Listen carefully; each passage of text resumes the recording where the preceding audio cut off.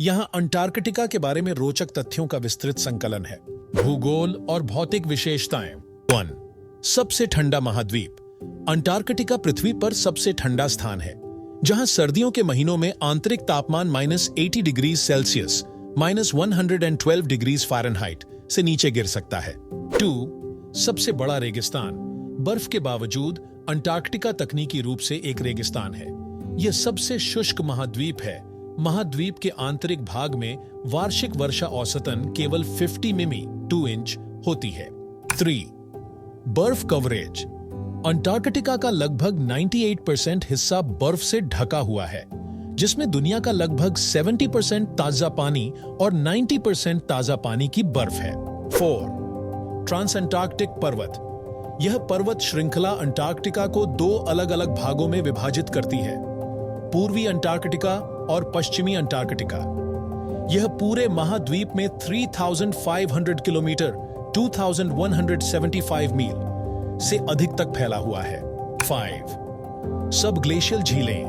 Antarctica में कई सब ग्लेशियल झीलें हैं, जिनमें सबसे बड़ी वोस्टॉक झील है, जो 3 किलोमीटर 1.9 मील से ज्यादा बर्फ के नीचे दबी हुई है। 6. एल्सवर्थ पर्वत। अंटार्कटिका की सबसे ऊंची चोटी विंसन मैसिव एल्सवर्थ पर्वत में स्थित है और समुद्र तल से 4,892 मीटर 16,050 फीट ऊपर है। 7. सूखी घाटियां। मैकमुर्डो सूखी घाटियां पृथ्वी पर सबसे शुष्क स्थानों में से एक हैं और रॉस सागर के पास स्थित हैं। यहां लगभग 2 मिलियन वर्षों से वर्षा नहीं हुई है। जलवायु और पर्यावरण। 8. काटाबेटिक हवाएं। ये महाद्वीप की सबसे तेज हवाएं हैं और गुरुत्वाकर्षण द्वारा संचालित होती हैं।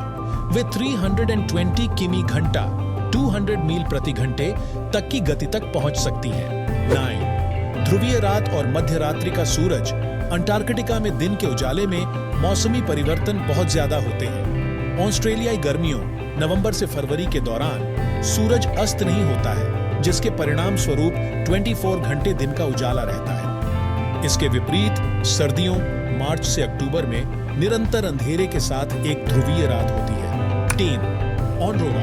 अंटार्कटिका अपने उच्च अक्षांश और स्पष्ट आसमान के कारण ऑनरोरा ऑस्ट्रेलिस या दक्षिणी रोशनी को देखने के लिए सबसे अच्छी जगहों में से एक है। वन्यजीव। 11. पेंगुइन।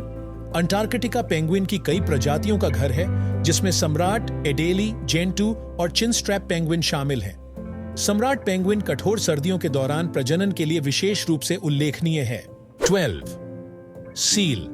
इस महाद्वीप में सील की कई प्रजातियां हैं, जैसे वेडल सील, तेंदुआ सील, रॉस सील और क्रैबीटर सील। ये जानवर अत्यधिक ठंड के अनुकूल हैं और बर्फ और आसपास के पानी में पाए जा सकते हैं। 13. पक्षी। पेंगुइन के अलावा अंटार्कटिका में अन्य पक्षी प्रजातियां भी पाई जाती हैं, जैसे कि साउथ पोलर स्कुआ और स्नो पेट्रेल सहित विभिन्न पेट्रेल। 14. क्रिल। अंटार्कटिक क्रिल छोटे झींगा जैसे जीव हैं, जो अंटार्कटिक खाद्य जाल का एक महत्वपूर्ण हिस्सा है। वे व्हेल, सील और पेंगुइन सहित कई जानवरों के लिए प्राथमिक भोजन स्रोत हैं। मानव अन्वेषण और अनुसंधान। 15. प्रारंभिक अन्वेषण।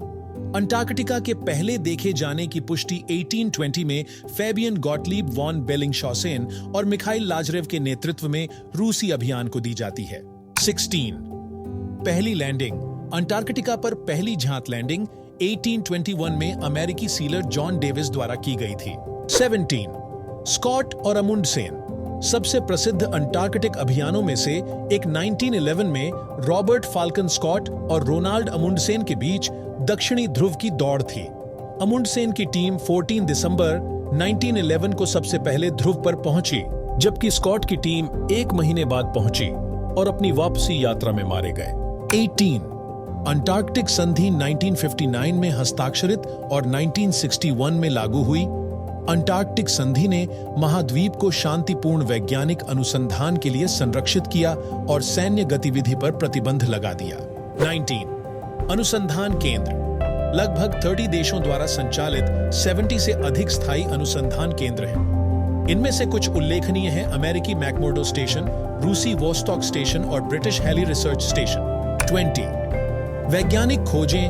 अंटार्कटिका विभिन्न वैज्ञानिक खोजों का केंद्र रहा है। जिसमें जलवायु परिवर्तन, हिमनद विज्ञान और उल्कापिंडों का अध्ययन शामिल है।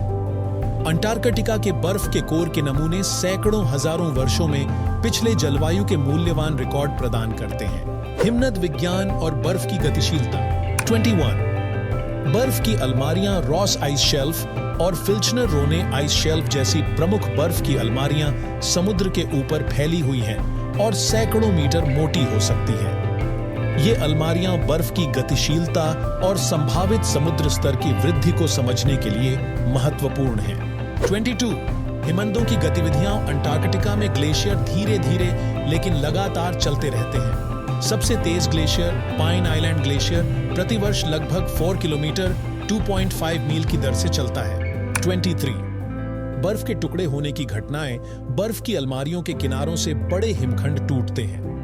सबसे बड़ी दर्ज की गई घटनाओं में से एक 2000 में घटित हुई थी, जब iceberg B 15 Ross ice shelf से टूटकर अलग हो गया था, जिसकी लंबाई लगभग 295 किलोमीटर 183 मील थी।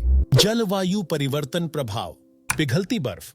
अंटार्कटिका में बर्फ की कमी हो रही है, खास तौर पर पश्चिमी अंटार्कटिक बर्फ की चादर और अंटार्कटिक प्रायद्वीप से। यह पिघलना वैश्विक समुद्र स्तर में वृद्धि में योगदान देता है। गर्म होता प्रायद्वीप। अंटार्कटिक प्रायद्वीप पृथ्वी पर सबसे तेजी से गर्म होने वाले क्षेत्रों में से एक है। इस गर्मी के कारण 2002 में लार्सन बी आइस शेल्फ जैसी बर्फ की शेल्फ ढह गई। महासागरीय धाराएं। अंटार्कटिक जल वैश्विक महासागरीय धाराओं में महत्वपूर्ण भूमिका निभाते हैं।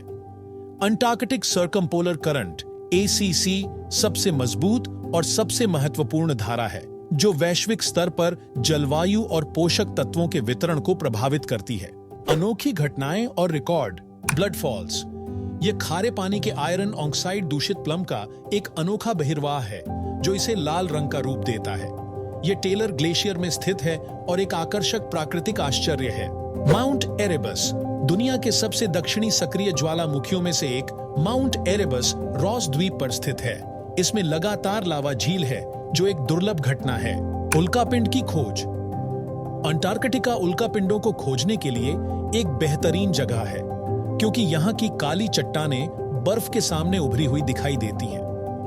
यहाँ कई महत्वपूर्ण उल्कापिंड पाए गए हैं, जिनमें मंगल और चंद्रमा से आए उल्कापिंड भी शामिल हैं। मानव अनुकूलन और जीवन। शीतकालीन अलगाव। सर्दियों के महीनों के दौरान अनुसंधान केंद्र अक्सर चरम मौसम की स्थिति और अंधेरे के कारण पूरी तरह से अलग थलग हो जाते हैं, जहां से निकलने या आपूर्ति प्राप्त करने का कोई रास्ता नहीं होता। उत्तरजीविता कौशल।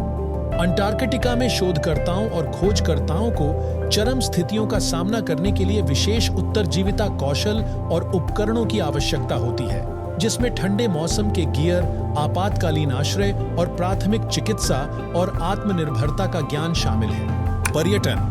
अपने कठोर वातावरण के बावजूद अंटार्कटिका में हर साल कम संख्या में पर्यटक आते हैं, जो आमतौर पर विशेष क्रूज जहाजों के माध्यम से आते हैं। पर्यावरणीय प्रभाव को कम करने के लिए पर्यटन को विनियमित किया जाता है। सांस्कृतिक महत्व। अंटार्कटिका ने कई पुस्तकों, फिल्मों और वैज्ञानिक अध्ययनों को प्रेरित किया है। H.P. लवक्राफ्ट की 8 the mountains on off madness और दी थिंग जैसी फिल्मों ने इसके रहस्यमय और दूरस्थ स्वभाव को दर्शाया है। जैव विविधता और पारिस्थितिकी तंत्र अनुकूलन। अंटार्कटिका में वन्यजीवों में अत्यधिक ठंड से बचने के लिए अद्वितीय अनुकूलन है। उदाहरण के लिए, सम्राट पेंगुइन के पास इंसुलेशन के लिए विशेष पंख होते हैं और गर्मी को बनाए रखने के लिए एक साथ रहते हैं। पानी के नीचे का जीवन। अंटार्कटिका के आसपास का दक्षिणी महासागर समुद्री जीवन से समृद्ध है, जिसमें मछली, स्क्विड और क्रिल की विभिन्न प्रजातियां शामिल हैं। ठंडा, पोषक तत्वों से भरपूर पानी एक विविध पारिस्थितिकी तंत्र का समर्थन करता है। Antifreeze protein. अंटार्कटिका के पानी में कुछ मछलियां अपने रक्त को उपशून्य तापमान में जमने से रोकने के लिए एंटीफ्रीज प्रोटीन का उत्पादन करती हैं। सूक्ष्म जीव। कठोर परिस्थितियों के बावजूद अंटार्कटिका के चरम वातावरण में सूक्ष्म जीव जीवन पनपता है, जिसमें सबग्लेशियल झीलें और सूखी घाटियां शामिल हैं। If you this informative video, then please subscribe our channel and press bell icon for more video.